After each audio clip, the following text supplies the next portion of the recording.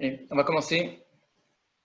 Alors, on continue sur Edim Zomemim, toujours Masechet Makot. On avait vu que la Mishnah proposait deux cas d'exception où on n'applique pas le din d'Azama. La Braïta en rajoutait deux. Et donc, on a étudié un petit peu tout cela. Et alors, il y a même un cinquième cas qu'on va voir aujourd'hui, qui est celui de Rabbi Akiva. Alors, on va regarder la Gemara ensemble.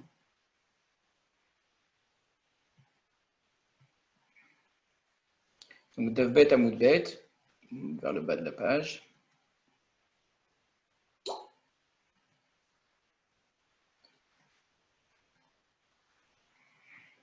Alors, on va d'abord reprendre la Braïta elle-même. Regardez, c'est au milieu, juste un tout petit peu après le virage. Deuxième ligne, Tanou Rabanan. Chachamim ont enseigné, Arba Dvarim Neemru Be'edim Zomemin. Il y a quatre choses qui ont été dites au sujet des Edim Zomemin. En Simen Kusha Ben Chalutza. On ne les rend pas. Donc, Ben Rusha Ben Chalutza, s'ils sont Kohen. Ben Golin Nahare Miklat. On ne les exile pas dans une ville de refuge. S'ils avaient accusé quelqu'un d'avoir tué sans faire exprès. Ben Meshamin et Kofer.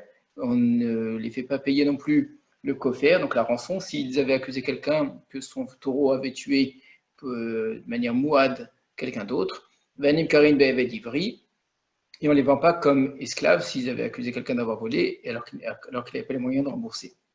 Voilà, ces quatre cas, on en avait parlé, et là-dessus, la Braïta rajoute Mishum Rabbi Akiva Amrou. Au nom de Rabbi Akiva, on a dit Af en meshamin alpi atzman, également, ils ne payent pas alpi atzman sur leur propre bouche, c'est-à-dire sur leur propre témoignage. On va expliquer ça. Donc, Rashi, il est là. Je ne sais pas si vous voyez ici, en meshamin alpi atzman. Rashi, il est la chose suivante. Imuzamu beveddin. S'ils ont été rendus au Mémine au Beddin, donc ils ont condamné quelqu'un à payer quelque chose, il a volé par exemple, ou il a une dette à rembourser, etc. Mais le Ispik Baaldin la Amidan Bedin à la Zamatan, et le Baaldin, c'est-à-dire celui qui était accusé au départ et que maintenant se retrouve lui accusateur contre ces Edim, en disant ces Edim sont Edim au Mémine, n'a pas eu le temps de les amener en jugement au sujet de leur Hazama. Donc il y a eu le moment de la Hazama, donc il y a deux temps, on voit bien ici le frère Rashi, c'est-à-dire le moment où une nouvelle paire de Edim vient les accuser en disant vous étiez avec nous, etc. Une fois que ça a été fait, le Baaldin réclame son dû en disant maintenant c'est eux qui doivent me donner ce qu'ils ont voulu me faire perdre. Et entre ces deux moments, donc il y a eu la Hazama qui s'est faite devant le Beddin, mais il n'y a pas eu encore l'accusation et surtout donc la sentence prononcée par le Beddin contre eux. Qu'est-ce qui s'est passé? De manière à ce qu'ils aient pu s'enfuir, ou Baou Bevetidin, sont venus dans un autre Betidin, Vehodou, et ils ont reconnu chez Ouzmou Bevedin Plouni qu'ils avaient été rendus au dans un autre Bedin. Ou le Kamal Farishtama, plus loin, on va expliquer la raison. Pourquoi est-ce que c'est quoi ce cas un petit peu tordu? Simplement, donc, il y a une règle générale, c'est que quelqu'un qui reconnaît qu'il a volé, eh ben, il rembourse ce qu'il a volé, et puis c'est tout. Donc on accepte le témoignage de quelqu'un, bien qu'on dise un homme ne peut pas s'accuser, ne peut pas se considérer comme lui-même comme coupable, mais en ce qui concerne Mammon, l'argent, si quelqu'un dit je dois de l'argent à un tel, je l'ai volé, je ne l'ai pas remboursé, etc., il paye. Donc ça c'est une règle générale. Donc si les Beddin, si les Edim eux-mêmes disent nous sommes des Edim Zomémin, et donc, c'est à quoi nous sommes des Edim. Comment est-ce qu'ils peuvent dire qu'ils sont des Edim? C'est-à-dire que nous étions dans un Beth Din, il y a des témoins qui sont venus, qui ont dit qu'on n'était pas là, donc normalement on doit rembourser. Eh bien oui, c'est vrai, nous sommes des Edim, on le reconnaît. Donc, en disant cela, eh bien, ils devraient payer. Eh bien, non. La particularité dans un cas pareil, c'est que bien que généralement quelqu'un qui reconnaît qu'il doit de l'argent, eh bien, devant un Beth Din, il doit payer. Dans ce cas-là, le deuxième Beth Din ne peut pas les faire payer. Donc la seule façon de les faire payer, c'était dans le premier Bedin. Si eux viennent dire on ne reconnaît pas par nous-mêmes, ça n'est pas valable. Ce n'est pas considéré comme une oda. Alors quel est l'intérêt en général de faire cette chose-là? Dans un autre cas, pas dans celui des Dim Zomémin, si quelqu'un est accusé de vol, donc s'il est accusé de vol, il doit payer ce qu'il a volé, plus généralement le double, et parfois pour certains animaux, 4 fois ou 5 fois. Donc il y a une partie remboursement du vol lui-même, donc le keren, ce qu'on appelle le keren, c'est-à-dire la valeur même de ce qui a été volé, et une partie, toujours, qui est supplémentaire. Si quelqu'un reconnaît qu'il a volé, il ne paye que la partie qu'il a volée, il rembourse, il ne paye pas le double ici. Il ne payera pas la partie double, c'est-à-dire le keren, il ne payera pas donc une deuxième fois ce qu'il a déjà remboursé. Donc ici, quand ils vont au Beddin, en disant cela, donc normalement ils devraient payer parce qu'ils ont condamné quelqu'un. Par exemple, ils disent celui-là il n'a pas remboursé ses dettes, donc ils devraient payer ce qu'eux ont voulu lui faire perdre. Eh bien non, on ne va pas leur appliquer cela. Voilà ce que dit Rabbi Akiva. Donc c'est un autre exemple où les édim sont rendus aux mémines, vous étiez avec nous ce jour-là, etc., et pourtant, on ne leur applique pas ce qu'ils ont voulu faire. Alors c'est un cas un peu particulier, on comprend bien qu'il n'ait pas été compté parmi les autres, c'est-à-dire ce n'est pas dans le din lui-même, ce n'est pas la nature même de la édoute ici qui fait qu'on ne peut pas appliquer, c'est le mécanisme ici, la façon dont ils sont allés témoigner dans un autre bédine qui change. Donc c'est techniquement, on a l'impression, on n'a pas encore vu l'explication, mais ce n'est pas sur la nature même du témoignage. Le témoignage en question, lui, ne change rien. C'est peu importe ici sur quoi ils témoignent, c'est juste puisqu'ils sont dans un autre bédine et que c'est eux qui ont reconnu, on ne peut pas appliquer le din de Edim Zomim. Donc ce serait une sorte de cinquième cas, mais un cas quand même très différent des autres. Donc on passe à la fin de la Gemara, trois dernières lignes. Rabbi Akiva Amrou, au sujet de Rabbi Akiva, on a dit, donc on cite cette partie de la Braïta. La Gemara pose la question, Maïta Amad et Rabbi Akiva. Quelle est la raison de Rabbi Akiva? Donc pourquoi d'après Rabbi Akiva, si les Edim sont allés eux-mêmes devant le Beddin pour dire qu'ils étaient zomémines, eh bien ils n'ont pas remboursé. Alors que la règle d'habitude c'est que Meshamim Mafi Asman, ils remboursent sur leur propre témoignage. Pourquoi dans le cas des Edim zomémines c'est différent? Kassavar Knasahu. Il pense que c'est un Knas. Qu'est-ce qui est un Knas? Tout le din de Edim Zomémine. C'est-à-dire, quand. J'ai d'abord expliqué, excusez-moi ce que c'est un Knas. Donc, on a vu qu'il y a plusieurs types de condamnation dans un Beddin. Mammon, Malkout ou Mita. L'argent, les coups ou la mort. Très bien. Maintenant, l'argent, il peut être de deux catégories. Pour faire très simple, c'est un petit peu simpliste, hein, mais juste pour que ce soit clair, il y a quelque chose qui s'appellera vraiment mammon, c'est-à-dire un dédommagement réel, un remboursement par exemple. Quelqu'un a cassé un objet d'autrui, donc il doit rembourser le prix de l'objet. D'accord. Donc il y a eu un ézec. L'argent qu'il donne est un dédommagement réel de la perte, c'est la valeur de l'objet. Donc ce dédommagement, cette valeur de l'objet, c'est ce qu'on appelle mamona, c'est de l'argent. Ce qu'on appelle knasa, le mot knas, on pourrait traduire parfois par un impôt, par une taxe, par une sanction, d'accord? Tout cela, ça rentre un petit peu dans la même idée.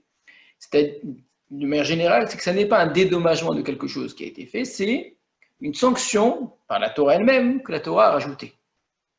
Donc quelqu'un va payer quelque chose qui ne correspond pas au dédommagement. Un exemple qu'on a donné tout à l'heure, quand on demande à un voleur de rembourser 2 fois ce qu'il a volé, il y a une partie de ce qu'il rembourse qui est mammon, il a pris, il rend ce qu'il a pris. Et il y a une partie qui est knas, le double, ou le 4 fois ou 5 fois. D'accord? Donc la partie en double, c'est la knas. C'est la knas de la Torah, c'est-à-dire que la Torah sanctionne. Ici, ce n'est pas un remboursement, ce n'est pas un dédommagement de ce qui a été perdu. Dans un ézeg, c'est qu'un mammon, ce n'est pas un knas. Alors il y a une question, est-ce que le khatinezek de Trorot, s'il y a eu des choses comme cela, donc est-ce que parfois c'est un knas, mais de manière générale, on considère que les nezakim sont un mammon. Très bien. À partir de là, quand on demande à des Edim Zomémines de payer ce qu'eux ont voulu faire, cet argent qu'ils donnent, c'est mammon ou c'est knas? Alors nous dit la Gemara, pour Rabbi Akiva, c'est clair que c'est un knas. C'est-à-dire que ce qu'eux doivent payer rentre dans la catégorie knas. C'est une sanction de la Torah parce qu'ils ont voulu condamner quelqu'un. Or, il y a une règle générale qui n'est pas du tout particulière à Edim Zomémine, ce qui expliquerait pourquoi la Braïta d'ailleurs n'a pas compté. C'est une règle technique, c'est plus un problème ici d'Edim Zomémine. Mais knas, en meshalem al pi atzmo. Un knas, une règle générale, on ne paye pas d'après soi-même. L'exemple que je vous ai donné tout à l'heure, la partie double du remboursement, du paiement pour un vol, cette partie-là, on ne la paye pas, meshalem al pi atzmo, si quelqu'un reconnaît lui-même avoir volé, il ne paye pas cette partie en plus. Donc le knas, on ne paye pas al pi atzmo, on paye que le keren, que le mammon, que le remboursement. Or, tout l'argent des Edim Zomémine, ce qu'eux doivent payer, la totalité de ce qu'ils payent, c'est quelque chose qui est entièrement considéré comme un knas, même si eux, ce qu'ils ont voulu faire, c'était une partie mammon, une partie knas, ou que mammon, peu importe. En disant que quelqu'un a fait un ézec, par exemple, et donc ils ont voulu l'obliger à rembourser le ézec, le dommage qu'il a entraîné. Ils ont voulu lui faire payer un mammon, un faux mammon en plus, qui n'est pas réel, mais dans l'idée, c'est un mammon qui voulait lui faire payer. Mais peu importe ce qu'eux ont voulu faire ici, de fait, ce que la Torah demande de leur faire payer, c'est un knas. Alors, Amar Rabba. Rabba va dire, alors la suite d'Agmara ici va essayer d'expliquer pourquoi Rabbi Akiva pense que c'est un knas. Donc on a dit, pourquoi Rabbi Akiva pense que En Meshamim, même Piasman, ne paye pas d'après eux-mêmes? Réponse, l'Agmara nous dit, parce que pour Rabbi Akiva, c'est un knas, c'est une règle générale qui n'est pas particulière des Omémines. L'Agmara poursuit en disant, et pourquoi ce serait un knas pour Rabbi Akiva? Pourquoi le din de des Omémines entièrement serait un knas? Amar Rabba, Teda, sache, c'est-à-dire prends conscience, rends-toi compte, Share lo asu maase, mene ragil ou meshalmin. Car ils n'ont rien fait en acte, ils n'ont rien fait perdre en vérité, c'est juste une intention. Et pourtant, on les tue pour cela, on les fait payer pour cela. Or, le principe général de ce qu'on appelle mamona et pas knas, on l'a dit, c'est un dédommagement, c'est un remboursement. C'est quelque chose qui vient à la place de quelque chose qui a été fait, mais là, il n'y a rien qui a été fait, c'est juste une intention. Donc, ils dédommagent quoi en fait? La personne qu'ils ont accusée d'avoir volé, d'avoir causé un ézec, de ne pas avoir remboursé ses dettes, etc., peu importe, ils ont voulu lui faire perdre de l'argent, mais finalement, ils ne lui ont rien fait perdre du tout. Donc, n'ayant rien fait perdre à cette personne, alors, ils ont peut-être causé du souci, du tort, ce que vous voulez, etc. Mais ça va être difficilement. En tout cas, le Badin ne va pas gérer cette affaire-là du tout.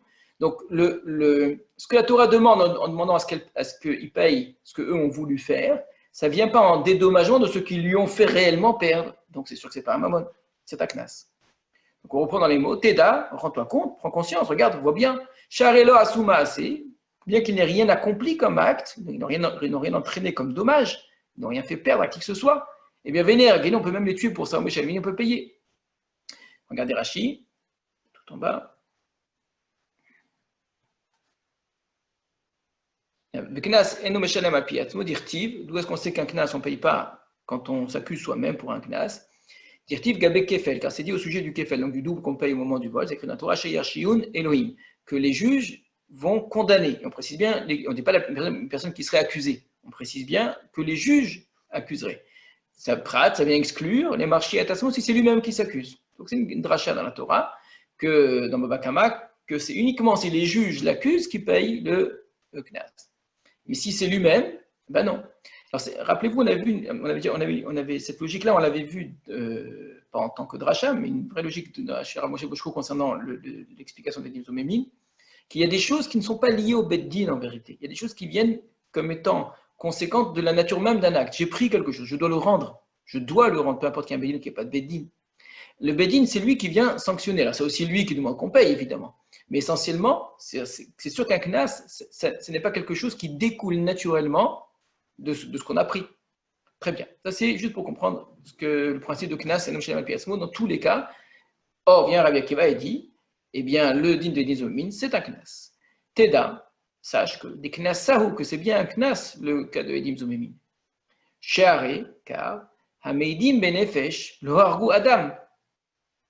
Car ceux qui ont jugé, ils ont jugé au sujet d'une personne en disant qu'il l'a tué.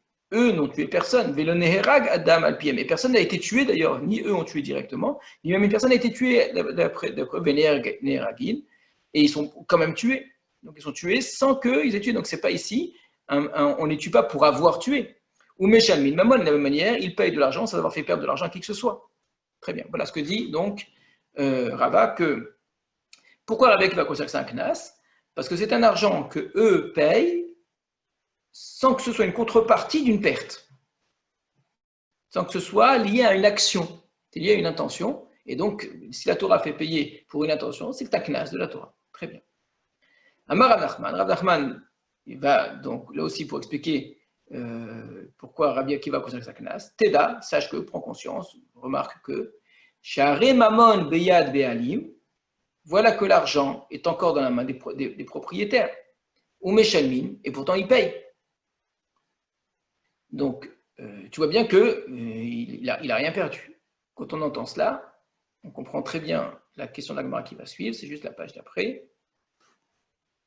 Ma'inihu de lo asu maase, hainu de Rabat. Mais est-ce que ce que vient de dire Rav Nachman, c'est pas la même chose que ce qu'a dit Rabat? C'est juste qu'on a changé de côté, de point de vue. En disant eux n'ont rien fait et ils payent, ou en disant celui qu'ils ont accusé n'a rien perdu et il paye, ça revient exactement au même. C'est juste que je regarde d'un côté différent. Je regarde soit du côté du dîme, soit du côté de la personne qu'ils ont accusée. Mais ça revient exactement au même. Donc, qu'est-ce que rajoute Rav Nachman? On a l'impression que Rav Nachman va proposer ici une autre logique qui viendrait expliquer pourquoi est-ce que Rabbi Akiva dit que c'est un knas. Première explication, parce qu'ils n'ont pas fait de maassé. Deuxième explication, parce que l'argent est encore dans la main du propriétaire. Regardez Rashi, Ma'inihu, Haïmamon beyad be'alav. Des Kamar Rav Nachman, ce que vient de dire Rav Nachman que l'argent est encore dans la main des propriétaires. Haïnu delona asamaase, c'est la même chose que de dire qu'ils n'ont pas fait d'action. Chez Adaïn lo shilem, quand il n'a pas encore payé. On parle bien de quelqu'un qui n'a pas encore payé. Et là, chez Nigmar dino chez le shalem, mais que Nigmar dino le shalem, qu'il y a eu la sentence de payer. Pour cette sentence-là, ils doivent payer eux, alors que lui, en vérité, n'a rien perdu. Donc ça revient exactement au même. La Gemara répond, Emma, je te dirai, Vechen amar Rav Nachman. Et de même a dit Rav Nachman. Voilà, avec ça, la Gemara a répondu, c'est très simple. Qu'en vérité, il ne s'agit pas d'une nouvelle opinion, c'est bien la même opinion. Donc Rava a dit, ils n'ont pas fait de maaser. Rav Nachman avait l'habitude de dire une formule qui est un petit peu différente, qui revient exactement au même. La Gemara juste va toujours dans le même sens, qui est de dire ce que eux ont fait, ça n'a rien fait perdre à l'autre, donc obligatoirement c'est un knas. C'est pas contrepartie d'une perte. Voilà pour notre petit morceau de Gemara. On révise rapidement, c'est très simple. Donc, la Gemara nous dit la chose suivante. La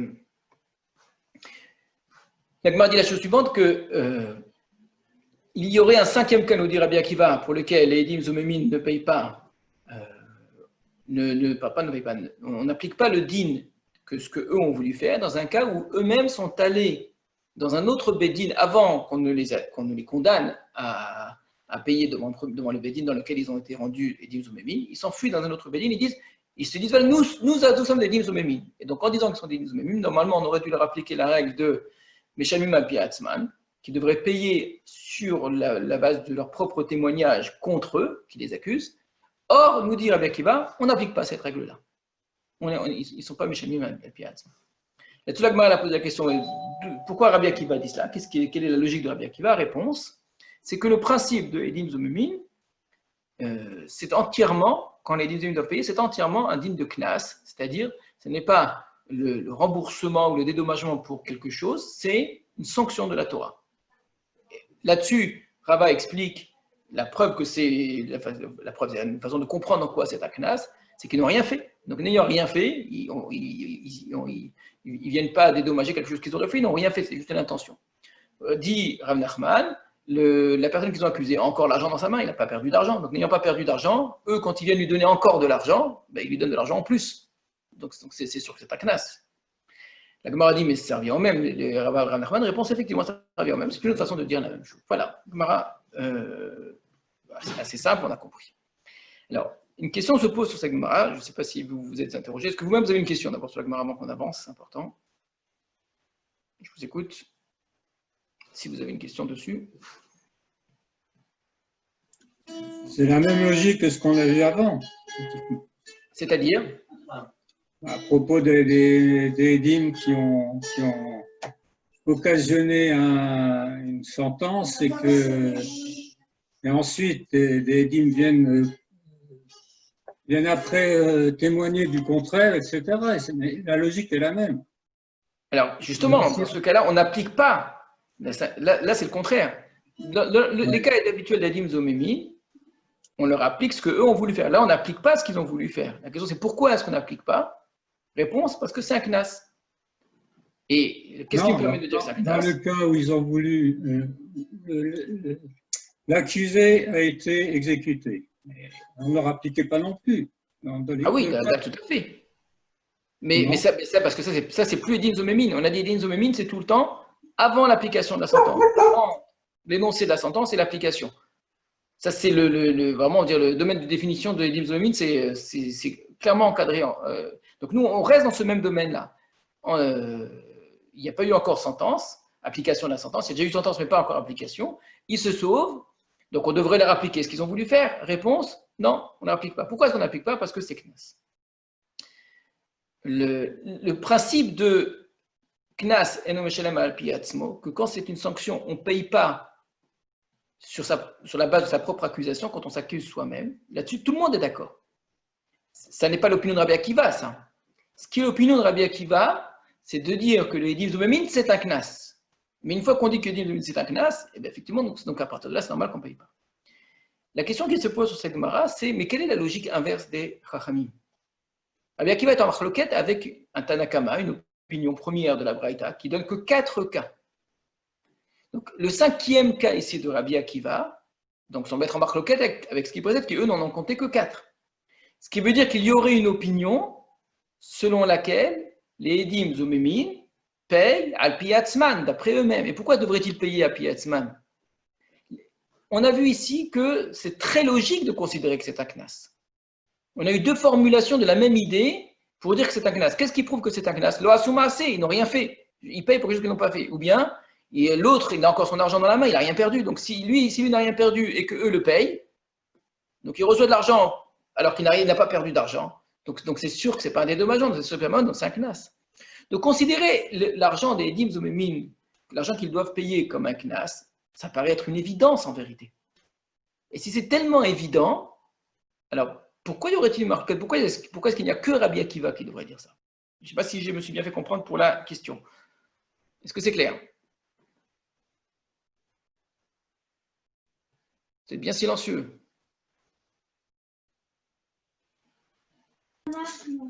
Oui, c'est clair, mais ce que je voulais dire, c'est que dans le cas qu'on a vu avant, de la même manière, on ne condamnait pas quelqu'un sur les dégâts qu'il a occasionnés. Oui, mais là-dessus, on est d'accord. Je suis tout à fait d'accord. Eux ne doivent pas payer sur la base des dégâts. Là-dessus, tout le monde est d'accord. Mais justement, puisqu'on ne paye pas sur la base des dégâts, donc on est d'accord que c'est un Knas. On n'a jamais dit que dans toute la Torah, on ne paye que lorsqu'il y a des dégâts. D'accord? L'exemple des Zomemin, c'en est un. Mais il y a d'autres exemples où on paye alors qu'il n'y a pas eu de dégâts. Je dis la partie que je paye en double quand on condamne quelqu'un pour un vol, la partie double, ce n'est pas pour le dégât. Le dégât, il était que le premier 100%. Les 200% que lui va payer, eh ben, c'est plus que le dégât. Donc cette partie en plus, c'est ce qu'on appelle Knas. Donc l'idée de Knas, que la Torah considère que quelqu'un paye pour autre chose que le dégât, que ce soit une sanction, d'accord? Je vous dis, on peut appeler ça sanction, on peut appeler ça taxe, on peut appeler ça impôt, on peut appeler ça dépendra en fonction du sujet. Dans le cas d'un bédine, d'un tribunal, c'est une sanction, c'est pas un paiement. Il doit y avoir probablement des mots plus justes dans le droit. Donc, ce n'est pas un paiement qui vient en dédommagement, ce n'est pas un remboursement, d'accord? Ce n'est pas une contrepartie, c'est une sanction. Là-dessus, tout le monde est d'accord, a priori, que si c'est une sanction, eh bien, une personne ne peut pas s'accuser elle-même d'une sanction. Elle peut s'accuser, elle peut se condamner elle-même à payer la valeur de ce qu'ils ont fait perdre, ça oui. S'ils disent nous avons volé, ils sont obligés de rembourser, ça oui, mais rembourser uniquement ce qu'ils ont volé. Là-dessus, tout le monde est d'accord. Alors, ça paraît tellement vrai cette idée-là que faire payer les Edim Zomemin, c'est une règle, on est d'accord qu'on les fait payer. Cette règle. Dans un cas normal où ils ne se sont pas sauvés dans un autre bédine, ils payent les Edim Zomemin. Donc, ils ont accusé quelqu'un d'avoir endommagé un objet. D'accord? Ils ont dit, voilà, cet homme-là, il lui a cassé la voiture d'un tel. D'accord? Donc, ça coûte tant. Tout le monde est d'accord que dans un cas pareil, ils doivent payer les Edim Zomemin. Ils doivent payer la valeur qu'ils ont voulu faire perdre. Donc, c'est 3 000 €, ils auraient dû payer 3 000 €. Très bien. Là-dessus, il n'y a personne n'est en marloquette là-dessus. Tout le monde est d'accord que les Edim Zomemin doivent payer ce qu'ils ont voulu faire perdre. La question particulière ici, oui, mais ce paiement qu'eux doivent faire, il est de quelle nature? Est-ce que c'est un dédommagement? C'est certainement pas un dédommagement. Ce n'est pas un remboursement. Ils ne remboursent rien du tout parce qu'ils n'ont rien fait perdre, c'est juste une intention. Donc, c'est sûr qu'ils doivent payer. La Torah dit qu'ils doivent payer. La question ne se pose même pas. Mais on essaie de comprendre la nature de ce paiement. La nature de ce paiement, nous dit ici Rabbi Akiva, c'est un knas de la Torah. Et comment comprendre que c'est un knas? On l'a très bien dit. C'est un knas parce qu'ils n'ont rien fait, ils n'ont pas fait d'acte. C'est un knas parce que l'autre n'a rien perdu. C'est ce qui revient au même, d'accord? Donc, puisque c'est un knas, donc ils ne payent pas. C'est tout. Voilà, là-dessus, ça paraît clair. Donc, pourquoi y aurait-il une marloquette là-dessus? Pourquoi les chachamim ne seraient pas d'accord avec Rabbi Akiva? Voilà la question. Alors, j'ai pensé peut-être à une réponse, mais je ne l'ai pas vu écrit, donc c'est un petit peu forcé. On va proposer deux réponses, une vraie réponse, mais avant de proposer cette vraie réponse, qui accepte la question, je vais essayer peut-être d'aborder la Gemara un petit peu différemment, en montrant qu'il n'y a peut-être pas de question en vérité. Mais je n'ai pas vu écrit, donc c'est peut-être que je me trompe, hein, je ne veux pas trop m'affirmer. Regardez la formulation de la Gemara. La Gemara dit, Tanou Rabbanan, Chachamim ont enseigné, il y a 4 choses qu'on a dit au sujet de Edim Zomémi. Ensuite, il y a écrit, au nom de Rabbi Akiva, on a dit également cette 5e chose-là. Il n'y a pas écrit comme généralement, Amar Rabbi Akiva. Rabbi Akiva a dit, Af également, etc. Mishum Rabbi Akiva, c'est un petit peu étonnant comme formulation. Est-ce que cette formulation change quelque chose au sens de la Braïta? Peut-être. Pas certainement, mais peut-être. Quand on a une opinion, et ensuite vous avez Rabbi Intel Amar, c'est une marloquette à coup sûr. D'accord? C'est que le Tanakama, le premier auteur de la Braïta, a dit quelque chose. Le deuxième auteur a dit quelque chose qui est opposé au précédent. D'accord? Ici, on n'a pas cette formulation-là. Peut-être qu'en fait, il n'y a pas de marloquette dans la Gemara. Peut-être que le Tano Rabbanan qui dit qu'il y a 4 choses est d'accord avec Rabbi Akiva. Alors pourquoi est-ce qu'il n'a pas compté cette 5e chose dans ce cas-là? Alors on a donné l'explication tout à l'heure. Parce que la 5e chose, ce n'est pas en nom du principe de Edim Zomémin qu'il ne paye pas. Rappelez-vous la phrase, Arba Dvarim Amrou, il y a 4 choses qu'ils ont dites au sujet de Edim Zomémin. C'est-à-dire, on pourrait comprendre peut-être, encore une fois, c'est une supposition, une hypothèse ici que je suis en train de faire, que la nature même des Edim Zomémin, de l'accusation, comme on l'avait vu, en disant Ben Groucha Ben Khaloutza, en disant qu'il doit être vendu comme un Ben Ivri, etc. C'est-à-dire que ce genre d'accusation-là ne peut pas être renversé. Et chaque fois pour une raison différente, ce qu'on a expliqué, ou comme Ramoshe qui donne une explication générale. Très bien. Maintenant, si c'est pour une autre raison qu'ils ne payent pas, c'est-à-dire pas parce que cette accusation ne se retourne pas contre eux, mais parce que eux, par un moyen détourné, sont partis dans un autre endroit, etc., et que donc ça s'avère être un knas, donc c'est un cas un peu bizarre. Donc, quand je dis bizarre, c'est-à-dire que ce n'est pas la nature même de l'accusation qu'ils ont portée qui ne peut pas se retourner contre eux. L'accusation en elle-même, elle peut très bien se retourner contre eux s'ils étaient restés au Bédin, on les aurait obligés à payer. C'est juste parce qu'ils sont partis, étant donné qu'ils sont partis, la procédure, voilà, c'est le mot que je cherchais, c'est au niveau procédurial qu'on ne peut pas les faire payer, c'est tout. Pourquoi? Parce que c'est un knas. Donc, dans ce cas, il n'y aurait pas de marloquette entre Tanakama et Rabbi Akiva. Alors, ce qui va peut-être pas dans ce sens-là, c'est la Gemara qui dit Maïtama des Rabbi Akiva. Quelle est la raison de Rabbi Akiva? Ça supposerait que le Tanakama et pas Rabbi Akiva ne penseraient pas pareil. Mais là aussi, ce n'est pas du tout certain. Quand on dit Maïtama des Rabbi Akiva, c'est-à-dire, étant donné qu'on a simplement cité une braïta, qu'on n'a pas donné d'explication, quelle est la raison de la dernière opinion, même si au début on est d'accord sur que ça n'a pas été prononcé. Donc voilà pour la première réponse. Première réponse, je répète la question, c'est on a tellement bien expliqué que Edim Zomémin c'est un knas, que puisque c'est un knas, eh bien, on n'est pas méchant à l'application d'après une règle générale. Pourquoi Tanakama ne serait pas d'accord? Première réponse, Tanakama serait peut-être d'accord en vérité. Et ça irait peut-être, ça expliquerait justement le langage un peu particulier de cette braïta qui n'est pas celui qu'on connaît par ailleurs. Ça, c'est une première réponse. Deuxième réponse complètement différente, il y a bien une marloquette, une vraie marloquette entre les deux, entre Rabbi Akiva et Tanakama. Et Tanakama pense que les Edim Zomémin, Meshalmim Alpi Atzman, payent effectivement, même s'ils s'accusent eux-mêmes. Donc on reprend la situation, le cas. Si les Edim ont condamné quelqu'un, les premiers Edim ont condamné quelqu'un à payer, et la sentence est tombée, mais elle n'a pas encore été appliquée. Celui-ci maintenant se retourne, donc il y a de nouveaux Edim qui viennent et qui disent vous êtes des menteurs, etc. Donc le premier se retourne contre eux et dit mais vous devez me payer ce que vous avez voulu me faire perdre. Eux s'enfuient à ce moment-là. Et quand ils s'enfuient, ils arrivent dans un Edim, ils disent nous sommes des Edim Zomémin, nous avons condamné quelqu'un de manière totalement fausse, donc nous devons payer. Alors, Tanakama pense, oui, on les fait payer complètement. Et donc, d'où la question, mais si c'est un knas, pourquoi est-ce qu'ils payent? Donc, quelle est la raison de ce paiement si c'est un knas? Ça paraît très, très, très étonnant. Pour justifier ces knas, et donc il faudra répondre pour le Tanakama par rapport à ces justifications-là, ils n'ont rien fait et pourtant ils payent. L'autre n'a rien perdu et pourtant il paye. Donc c'est sûr que c'est un knas. Il ne faut pas être étonné de payer pour ça, on l'a expliqué. On paye dans des situations parfois où quelqu'un n'a pas fait, on a expliqué ça la fois dernière, alors, très bien. Mais de fait, ça s'appelle knas. Donc si c'est un knas, on ne paye pas pour un knas. Alors, pour expliquer l'opinion de Tanakama, on va peut-être revenir justement à ce que le Rav Moshe avait expliqué par rapport à Edim Zomémin. Tant qu'on considère que le Edim Zomémin, ce serait un cas normal de condamnation, alors on ne peut pas comprendre le din de Edim Zomémin. Alors, je répète encore une fois, à chaque fois la même chose. On ne condamne jamais quelqu'un pour une intention, et on ne condamne jamais quelqu'un pour quelque chose qui n'a pas été accompli, d'accord, et pour un dommage qui ne serait qu'un dommage entraîné. C'est-à-dire, je répète, à supposer qu'ils avaient vraiment condamné quelqu'un qui ait perdu de l'argent, la perte occasionnée de leur part, si elle avait vraiment eu lieu, c'est une perte qui n'est que par gramma, c'est-à-dire par quelque chose de détourné, par un moyen dérivé en utilisant quelqu'un. Donc, ce n'est pas eux-mêmes qui ont causé un dommage. Or, dans un cas pareil, on ne paye pas.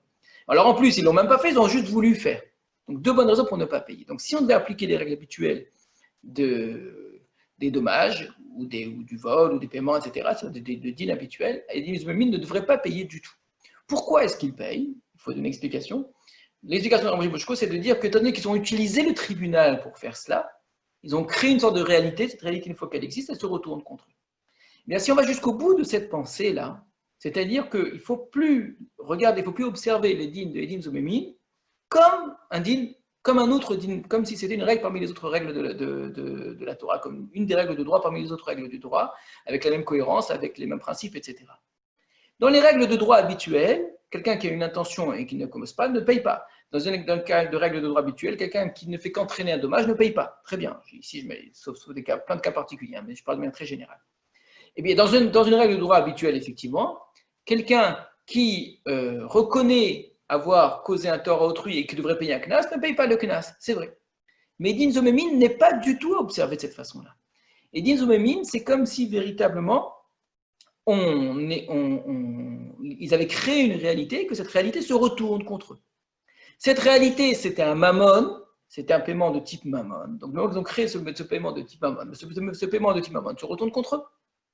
Alors, ce n'est pas logique, parce que ce n'est pas un vrai mammon, mais peu importe que ce ne soit pas logique. C'est une façon de dire, voilà, ce qu'ont voulu faire, ça se retourne vraiment contre eux. C'est vraiment comme ça que le Tanakama pense. D'où l'obligation de Rabbi Akiva de s'expliquer, parce que c'est tellement vrai. Mais vient Rabbi Akiva dire, mais tout ce principe de dire que ça se retourne contre eux, ça n'est qu'un knas. Ça reste un knas. Donc, ce n'est pas une sorte de détail de la loi. C'est la loi tout entière de Din Zomémin qui est un knas. Donc, c'est un dîme de clair. Donc, ça ne m'empêche pas de suivre les procédures habituelles. Ce n'est plus une question de fond, c'est une question de nature, c'est une question de procédure. Et les questions de procédure, alors là, peu importe si je dois être dîme ou pas. Et ce serait ça, donc, la marloquette.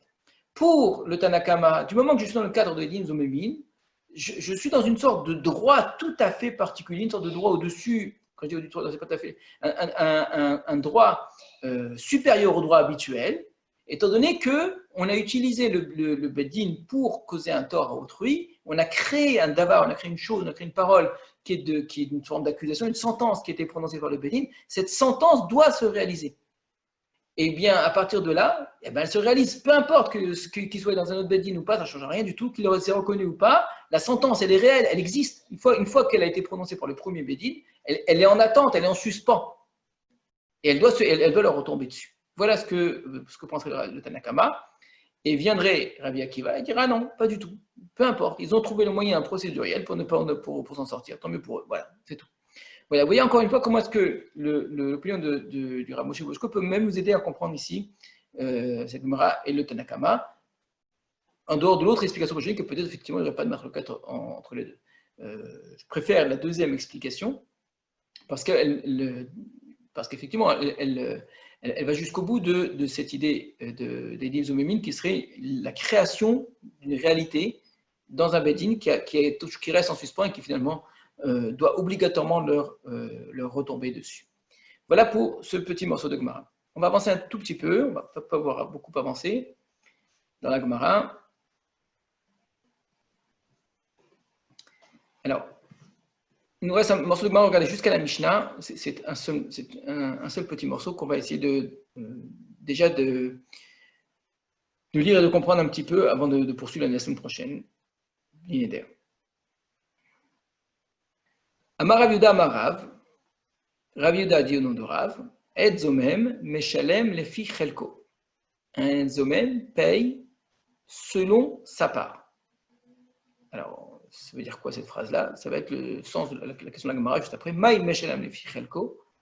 Qu'est-ce que ça veut dire qu'il paye selon sa part? Sa partie. Qu'est-ce que signifie cette phrase-là que le Edzomem paye selon sa part? Qui est-ce qui dit ça? C'est Rav Yehuda qui dit ça au nom de Rav. Donc on a, à l'époque des Amoraïm, une sorte de nouvelle règle à connaître, nouveau détail des Dimzomemim, qui a toujours été vrai, hein, probablement ici. Hein, on n'est pas ici dans une maroquette quelconque, c'est juste une sorte d'affirmation, une sorte de remarque concernant les Dimzomemim, que le Ed, et là c'est au singulier, le Edzomem, le témoin mensonger, paye sa partie. Qu'est-ce que ça veut dire qu'il paye selon sa partie? Ilima, si tu me dis, que l'un il paye la moitié de ce qu'ils doivent, l'autre paye l'autre moitié, donc ils sont deux témoins. Les deux témoins ont voulu accuser quelqu'un à payer 100 €, mais ils ne vont pas payer chacun 100 €. Bien qu'ils étaient deux, c'est qu'à eux deux, ils ne forment qu'un seul témoignage, on avait expliqué ça. C'est une entité, les Dimzomemim. Donc il paye 50-50. Ce qu'il faut, c'est que lui, il ait son remboursement de 100. Ils ont voulu faire perdre 100, il faut lui donner 100. Et donc, on ne va pas considérer chaque Edzomem comme quelqu'un qui a fait sa propre Avera, et à lui, on va appliquer le principe de, parce que chacun a voulu faire perdre 100. Donc, chacun paye selon sa part, ça voudrait dire que chacun paye moitié-moitié. Si c'est ça que tu es venu m'enseigner, si tu fais me dire des haï, que l'un paye moitié, l'autre paye moitié, tanina, mais ça on l'a déjà enseigné. On n'a pas besoin d'un amora, un maré de la question de Rav, quelque chose qui est enseigné clairement dans une Mishnah. Meshalchin, même Malkout. Meshalchin, ça veut dire qu'on partage, on divise. Rachid va dire, on parle d'un cas où ils étaient 3 édim par exemple. On partage l'argent, mais on ne partage pas les Malkout. Ça veut dire quoi? C'est que si ils doivent payer, alors on va diviser selon le nombre de édim qui sont venus témoigner en même temps. Qu'il soit 2, qu'il soit 3, qu'il soit 10, peu importe. Il faut donner à la personne qu'ils ont voulu accuser la somme qu'on a voulu faire perdre une seule fois, c'est tout. Et donc, s'ils étaient 100 à témoigner en même temps, on va partager cette somme en 100, chacun donnera qu'un centième. S'ils étaient 3, chacun donnera qu'un tiers. S'ils sont 2, chacun donnera moitié. Donc, si Rav Yehuda est venu m'enseigner au nom de Rav que chacun paye sa moitié, chacun paye sa part, ça veut dire que chacun paye moitié, il ne m'a rien enseigné du tout. Ce n'est pas un enseignement de Rav Yehuda, nom de Rav, c'est une Mishnah claire. Donc, ça ne sert à rien. Donc, il ne m'a rien apporté de plus. C'est vrai, c'est entièrement vrai, mais c'est un enseignement inutile. Or, évidemment, ça ne peut pas être le cas. Donc, on est obligé de comprendre Rav Yehuda au nom de Rav autrement pour que ça m'apporte un autre enseignement que celui-ci. Donc, cet enseignement est vrai, que chacun paye sur sa part. Par contre, ce n'est pas vrai pour Malkout, et là-dessus tout le monde est d'accord. Malkout, c'est-à-dire qu'on ne va pas dire il faut recevoir les 39 coups, s'ils sont 2, on va partager moitié-moitié. Non, Malkout, c'est lié à une faute personnelle. Chacun reçoit son Malkout quand il faut donner Malkout. Et donc, ils recevront par contre les 39 coups chacun. Et s'ils sont 100, les 100 recevront Malkout. Alors, de quoi on parle? Et là, mais Kigon de Idzum Chad Menayu. Dans un cas où il y en a un seul des deux qui ait été rendu mensonger, sur lequel il y a eu une azama. Donc, il y a 2 témoins qui sont venus pour témoigner qu'une personne doit de l'argent à son prochain. Viennent 2 autres témoins et disent au sujet d'un seul des deux, toi, tu ne peux pas avoir été là-bas, tu ne peux pas dire ça, tu étais avec nous. Alors, on dirait, donc lui, il est Edzomem. L'autre, qu'on n'a pas rendu mensonger, il n'a rien à payer. Évidemment qu'il n'a rien à payer, puisque c'est pas un témoin mensonger. Mais le premier qui, lui, a été rendu mensonger, il doit payer. Or, comme il est seul à payer, on va lui faire payer la totalité. On pourrait penser ça. Réponse, Rav Yehuda, on reviendrait, non, il paierait que sa part. C'est que bien qu'il soit seul à payer, il paierait que 50. Parce que ça, je ne pouvais pas prendre le Mishnah. Alors, si c'est ça que Rav Yehuda viendrait dire au nom de Rav, des Meshalem Paga qui parie la moitié, d'idée qui est la sienne. La Gemara dit, ça c'est pas possible qu'il ait dit ça à Rav Yehuda. Pourquoi? Ou mi Meshalem, mais est-ce que vraiment il devrait payer? Vehatania, et pourtant on enseigne, en ed zomem Meshalem mamon, yazumu shnehem, un en est rendu zomem, est rendu mensonger, qu'à la condition que les deux aient été rendus zomémi. Donc ce cas que tu as supposé, qui est tout à fait possible, hein, il peut très bien arriver un cas où 2 témoins viennent, disent qu'un témoin qui précède a menti, et le deuxième, par contre, on ne le connaît pas, on ne peut pas dire qu'il a menti ou pas, peu importe. Donc, ils ont rendu un seul zomem. Or, quand on a rendu un seul zomem, on fait tomber toute la édoute et on ne fait rien payer du tout, ni à l'un ni à l'autre.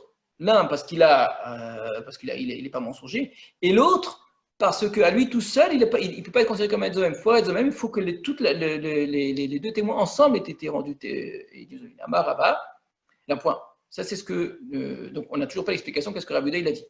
Si c'est pour me dire, dans un cas normal, chacun paye moitié-moitié, ça je le sais déjà. Si c'est pour me dire que c'est un cas particulier, il y en a un seul qui a été de même, c'est faux. Rabbi Yehuda, il n'a pas pu dire quelque chose de faux. Et donc, il faut trouver encore une autre solution. Alors, on va regarder comme Rachid déjà sur ce qu'on vient de faire. Meshalshin et Mamon, on va partager pour l'argent. Im Shlosha Edim Hen. S'ils sont 3 Edim, d'où l'expression Meshalshin, au Arba, ou bien 4, Meshalshin Benem, on va partager entre eux, le Bedin va partager entre eux.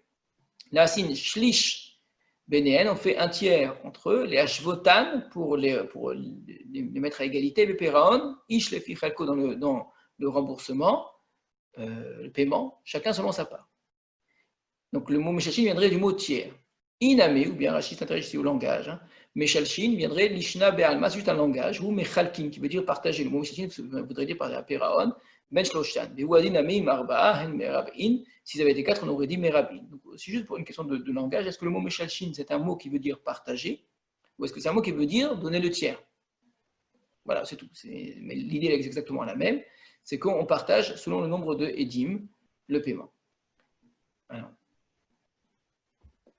je reviens donc à la Gemara. La Gemara, elle dit, donc j'ai toujours pas l'explication, qu'est-ce que Rabbi Yehuda a dit au nom de Rav quand il dit Ed Zomem, Meshelem, Lefi Chelko, Ed Zomem paye selon sa part. Si ce qu'ils sont venus dire, c'est ce qui est venu, c'est un cas tout à fait normal, qu'ils partagent, la Mishnah l'a déjà enseigné. Si c'est pour dire qu'il y en a un seul des deux qui a été rendu Zomem, dans ce cas-là, quand il y a un seul des deux qui est rendu Zomem, il ne paye rien du tout. Parce qu'il faut que ce soit toute la quête des dîmes, tout l'ensemble des dîmes qui soit rendu Zomem. Alors, la Gemara va continuer. Amar Abaraba dit Beomer edut sheker he'adti. C'est quelqu'un qui lui-même viendrait dire j'ai fait un faux témoignage. Donc, et c'est en cela que ça ressemble au cas qui précède. Il n'est pas allé dans un autre tribunal ici. Quelqu'un qui était au tribunal, il y a eu 2 témoins qui ont parlé. Les 2 témoins ont parlé, ils ont accusé quelqu'un, et on a la sentence est tombée en disant cette personne doit payer. Puis ensuite, un des 2 vient et dit mais en fait, j'ai fait un faux témoignage. Donc, il s'accuse lui-même devant le premier Beddin. Alors, s'accusant lui-même devant le premier Beddin, eh bien, il doit payer sa part. C'est ce qu'on nous dit ici. Disant que tu as rendu l'autre, alors on aurait pu dire peut-être qu'il paierait tout, peut-être qu'il paierait rien, je ne sais pas. Viendrait Rabbi Yehuda, il dit dans un cas pareil où une personne s'accuse elle-même d'avoir porté un faux témoignage, eh bien, elle doit payer sa part. Voilà ce que nous dit ici Rabbi Yehuda. La Gemara dit Kol Kemine, est-ce que c'est possible une chose pareille? Kevan Shehigid, Shuveno Choser Magid. Comment ton cas est-il possible?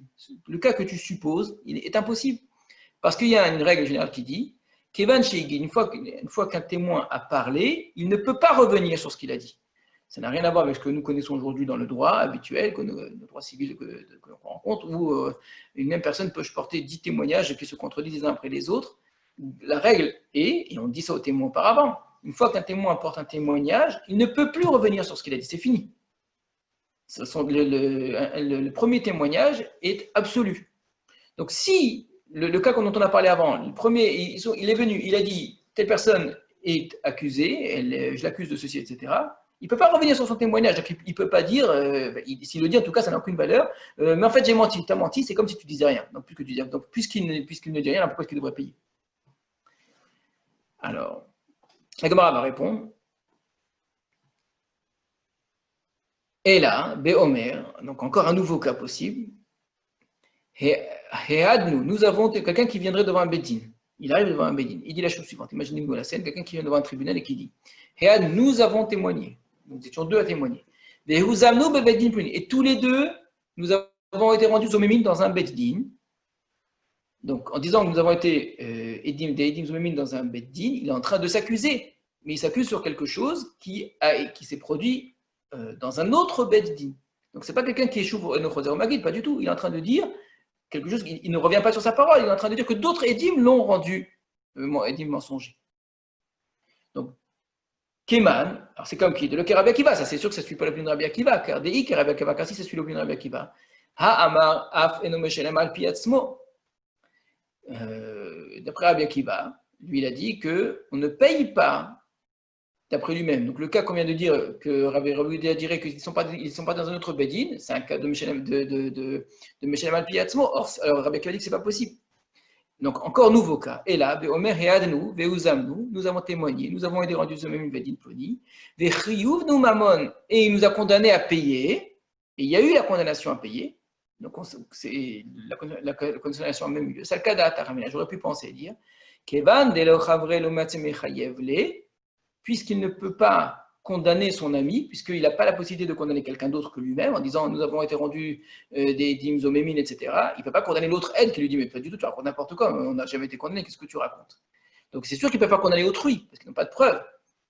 Mais puisqu'ils ne peuvent pas condamner autrui, ils ne peuvent pas se condamner eux-mêmes. C'est le cas d'Atamil. Donc j'aurais pu penser puisqu'ils ne peuvent pas condamner l'autre, eux non plus ne peuvent pas se condamner. Kamash Malan, eh bien non. Bien Rabbi Yehuda dit voilà jusqu'où est-ce qu'il faut arriver pour arriver à notre cas à nous. Comme Rabbi Yehuda, au nom de Rav, dit qu'ils sont Meshemin al Pi Atzman, c'est un cas très particulier. C'est le cas où un témoin arrive devant un Beddin, une personne arrive devant un Beddin et dit dans un autre Beddin, nous étions deux témoins. Nous avons condamné quelqu'un. La condamnation a eu lieu. Et ensuite, d'autres témoins sont venus et nous ont condamnés à payer. Et moi, je me suis sauvé et donc je n'ai pas payé. Eh bien, le Beddin va dire eh ben, tu dois payer. Alors, j'aurais pu croire que, puisque son témoignage, il dépend aussi de quelqu'un d'autre, il dit qu'ils étaient deux et l'autre, il dit mais pas du tout, c'est pas vrai. Alors, puisque l'autre se défend, eh bien, non, simplement, il n'est pas là, donc simplement, donc, je ne peux pas le condamner sur la base de ce témoignage-là. Alors, je ne fais payer personne. Il dit que oui. Voilà, c'est un petit peu alambiqué tout ça, je reconnais.